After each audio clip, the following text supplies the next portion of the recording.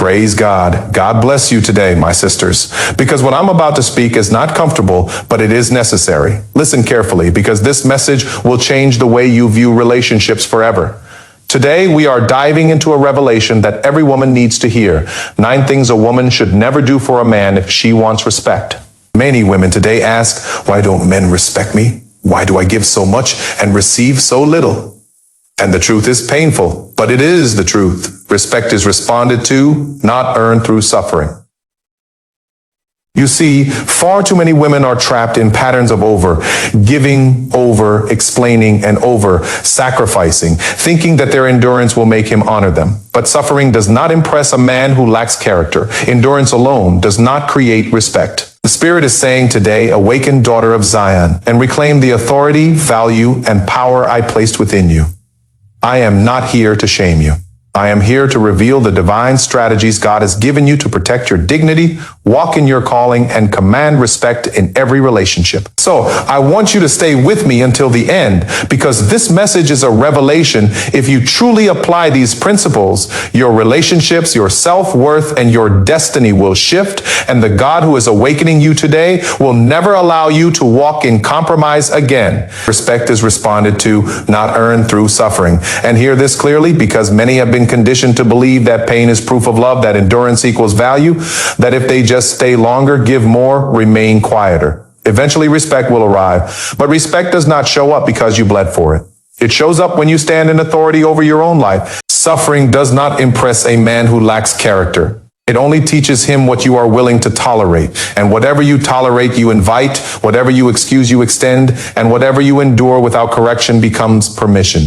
Many women confuse patience with power, but patience without boundaries is not strength. It is self-abandonment. And when you abandon yourself to keep someone else comfortable, you silently declare that your dignity is optional. Respect is a response to self-respect, not self-sacrifice. A man does not wake up one day and suddenly honor a woman who taught him she would remain even while being diminished. Suffering does not elevate your value. It obscures it. And the longer you stay in what breaks you, the more you normalize being broken. Respect follows clarity, posture, and the willingness to walk away when dishonor appears. Not tears, not explanations, not endurance, and not silent loyalty to emotional neglect. Chasing a man destroys polarity and authority, and this is where many lose their position without realizing it, because pursuit was never designed to flow from desperation, but from direction.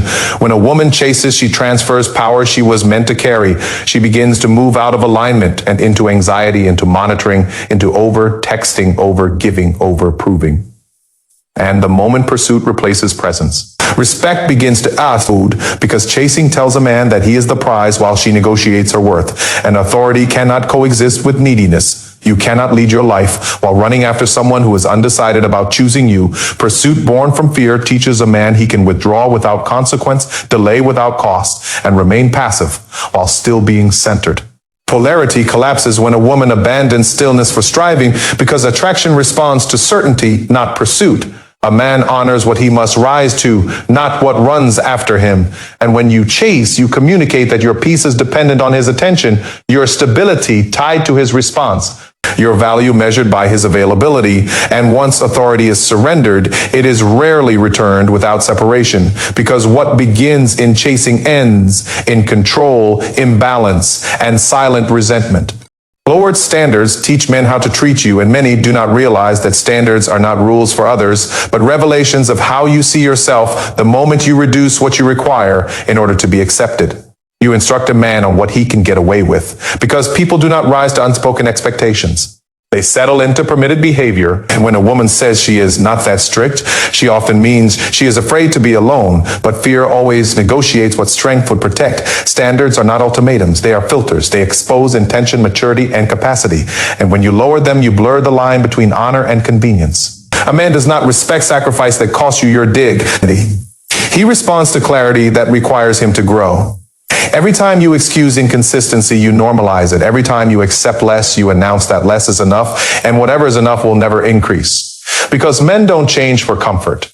They change for requirements. Lowered standards do not create peace. They create confusion, resentment, and imbalance. And the danger is not that he will do less, but that you will begin to believe you deserve less, allowing disappointment to feel familiar and disrespect to feel normal until dishonor no longer shocks you in self. Betrayal becomes routine, weakening posture, voice, and presence, teaching others to follow the same example. And what you permit quietly becomes the rule that governs the relationship, shaping how you are spoken to, prioritized, and valued over time, replacing admiration with assumption, certainty with convenience, and intention with entitlement, until respect fades into expectation, and expectation turns into disregard, silently, gradually, repeatedly, while you keep adjusting instead of standing. And every adjustment pulls you further away from who you were meant to be, leaving strength unused and authority neglected, opening the door for treatment that mirrors the standard you abandoned, not the value you carry but refuse to enforce. Boundaries do not require repeated explanation, because the moment you feel compelled to keep clarifying what should already be clear,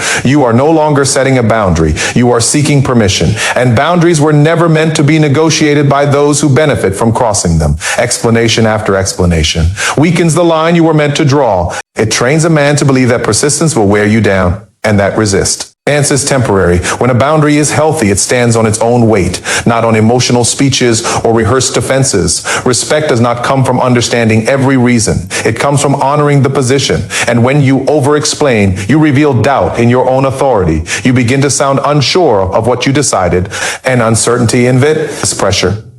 A woman who knows her limits does not beg for them to be honored. She enforces them through consistency. Repetition teaches people that no actually means try harder.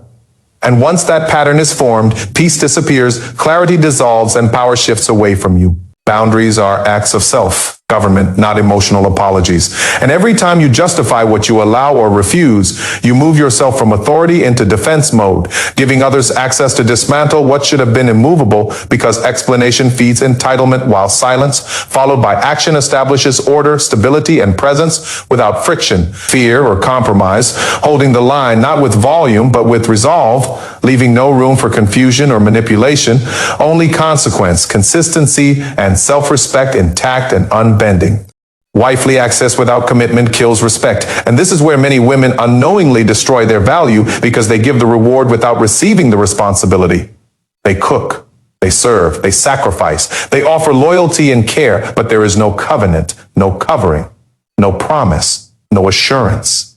And a man who receives without reciprocating never learns honor. He only learns entitlement. Respect is cultivated in exchange. It is built on reciprocity, not free labor.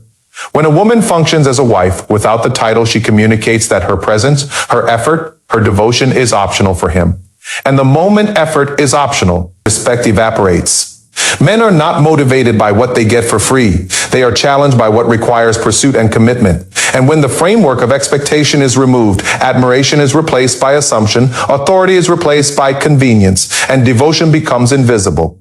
Every act of care without commitment teaches a man that boundaries can be crossed, that generosity can be exploited, that love can be taken without regard. And the longer this continues, the more respect erodes, because respect cannot coexist with unbalanced exchange. When one side gives without acknowledgement, the other side grows accustomed to entitlement, and entitlement always overpowers reverence, its diminishing value silently, steadily, repeatedly, until the woman herself begins to believe that what she freely offered should require no acknowledgement. And the dangerous truth is that what she gives without covenant teaches men exactly how little they need to rise, what they can take without consequence, and how easily honor can be overlooked, leaving her presence devalued and her voice ignored, all while she continues to operate in faithfulness that is unreciprocated, unintentionally lowering her standard, normalizing imbalance, and eroding the sacredness of what should have been respected as untouchable. Tolerated disrespect becomes repeated disrespect, and this is where many women fall into silent captivity without realizing it.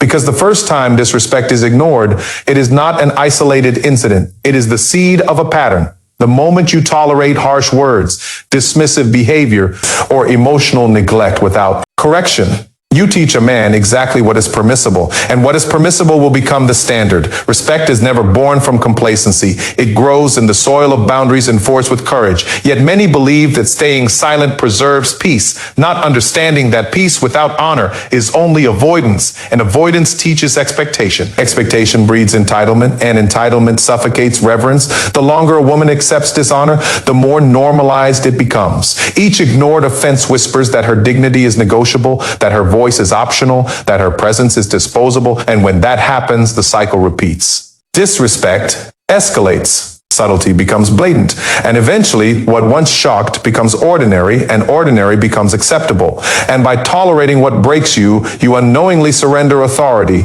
teaching that manipulation, neglect, and control are permitted. And the quietest voice, the gentlest boundary, if not enforced, becomes powerless, while repeated disregard rewires behavior, rewires perception, and rewires the very environment meant to honor you until respect is no longer an expectation, but a memory, a concept divorced from reality, leaving women questioning why their loyalty and love are met with disregard. When the truth is simple, what is tolerated will always be repeated, and what is repeated will always define the relationship. You cannot fix a man who refuses to grow, and this is a truth many women refuse to see because they have been taught that love is responsibility, that care is correction, that patience can change a heart. But hear me clearly, you are not therapy, you are not a life coach, you are not the architect of someone else's growth. A man who refuses to rise will remain broken no matter how much you give, how much you pray, or how much you sacrifice, and every attempt to repair what he will not fix himself only drains your strength, dilutes your purpose, and erodes your presence. Love that costs you your dignity is not love, it is bondage. A man's growth comes from his own willingness to face himself, confront his weaknesses, and take responsibility, not from your correction, not from your explanations, not from your suffering on his behalf. And the more you try to build him up while he stands still, the more you teach him entitlement, the more you teach him that your value is expendable, and the more you teach him that change is optional. A woman who carries a man who refuses to walk diminishes her own authority, blurs her boundaries, and sacrifices her calling, strength, and peace for someone who refuses to fight for himself. And nothing, no prayer, no tears, no sacrifice can replace the necessity of him choosing to grow, because growth that is forced is not growth. It is performance, and respect cannot flourish in the soil of enforced change, only in the soil of voluntary responsibility. Yet many remain trapped, believing their investment will yield transformation, when in reality, it only cultivates dependence, imbalance, and silent erosion of self. Until the woman herself forgets that she is not called to fix, but to walk in her own destiny, unchained, upright, and unmanipulated. A woman who competes for attention loses value, and this is where many women silently sabotage themselves because they forget that attraction responds to presence, not pursuit. When a woman begins to compare herself to others, measure her worth against someone else, or fight for recognition, she communicates that her value is negotiable, that her peace depends on approval, and that her confidence is conditional. Competing for attention teaches a man that he holds power over her emotions, that her heart is accessible through insecurity, that her esteem can be manipulated. And the more she bends, adjusts, or vies for focus, the less authority she carries. A woman of worth does not audition. She does not prove herself repeatedly. She does not bargain for attention because she knows her place, her presence, and her standard. And when a woman competes, she loses the magnetism that draws. She replaces mystery with desperation, strength with anxiety, self-possession with unrest. And what could have been respect becomes negotiation, admiration becomes expectation, and love becomes transactional. Every comparison whispers doubt into her posture, and every attempt to win eyes teaches that her stability is contingent, that her identity is measured by another's gaze. And men do not rise to what is available on demand. They are drawn to what is centered, unwavering, and undistracted. When a woman stops competing, she reclaims authority, restores dignity, and strengthens the invisible force that commands respect without argument, without pleading, and without compromise, teaching that presence alone is enough to honor, attract, and maintain reverence. Abandoning purpose leads to losing yourself, and this is where so many women unknowingly sacrifice their destiny for temporary approval because they prioritize someone else's comfort over their calling. They slow their steps, dim their vision, and rearrange their lives to fit into a space that was never meant to contain them. And every compromise chips away at authority, confidence, and alignment. A woman who abandons her purpose loses the magnetism that naturally commands respect. She becomes reactive instead of proactive, living for attention instead of calling. And the danger is subtle but deadly, because the more she accommodates, the more she convinces herself that her value is measured by sacrifice rather than vision. Every postponed dream, every ignored passion, every muted ambition sends a message that her identity is secondary, and men cannot honor what is unstable or undefined. They cannot respect what is surrendered without discernment. Purpose is the anchor that holds dignity steady, the compass that guides decisions, the light that illuminates worth. When a woman steps away from it, she becomes easily swayed, easily taken for granted, easily diminished, and every moment spent prioritizing approval over destiny trains those around her to undervalue her presence, her voice, and her power, leaving her authority fragmented, her influence muted, and her calling deferred, while respect drifts away silently because men respect women who move with clarity, direction, and unwavering intention, not those who bend endlessly for comfort, approval, or love. Staying where you're unappreciated invites emotional starvation, and this is where many women unknowingly imprison themselves because they confuse familiarity with security, presence with love, and routine with value. They remain in spaces where their efforts go unnoticed, their words ignored, and their hearts taken for granted, and every moment spent unvalued teaches the world how little they must give to receive attention, appreciation, or respect. Emotional starvation is slow. It begins with overlooked gestures, dismissed opinions, and silent disregard. Yet many endure it, believing endurance equals loyalty. But loyalty without honor is not devotion. It is self-betrayal. A woman who stays where she is unappreciated diminishes her own worth, conditions others to take her presence for granted, and normalizes behavior that should shock and awaken. Respect cannot thrive where recognition is absent. Love cannot flourish where dignity is compromised. And the longer she remains, the more she accepts imbalance as routine, neglect as normal, and undervaluation as inevitable, until what should have been shocking becomes ordinary, and her soul quietly adjusts to scarcity of acknowledgement, diminishing self-esteem, eroding confidence, and shrinking authority, because presence alone is not enough to command reverence. And without action, without boundaries, without the courage to step away, emotional starvation becomes habitual, leaving her spirit weakened, her power diminished, and her value invisible to those who should have honored it, while she continues to give, hoping for what will never be delivered, silently teaching disregard to continue unchallenged. Sisters, hear me now. The Spirit is moving, and I want you to receive this as a divine revelation for your life. Everything we have covered today, the 9 things a woman should never do for a man if she wants respect, is not just advice. It is instruction from heaven. God is calling you to awaken to your authority, reclaim your dignity, and walk in your God. Given purpose, listen carefully. Respect is responded to, not earned through suffering. Chasing destroys authority. Lowered standards teach the world how little you will tolerate. Boundaries do not need constant explanation. Wifely access without covenant kills honor. Tolerating disrespect invites repetition.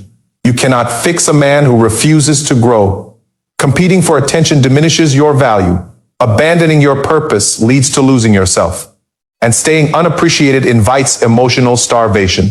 Every warning today is a mirror, showing you where compromise has been costing you your peace, your power, and your calling. But I declare to you, by the Spirit of God, you are a daughter of the Most High, crowned with authority and designed for honor. When you walk in these truths, your presence will no longer be optional, your voice will no longer be ignored, and your relationships will reflect the glory of God's design, sisters. This is your moment to rise. Do not shrink, do not chase, do not settle for less than God's best. Stand in your boundaries, embrace your purpose, and let your life be a testimony of God's honor, power, and love.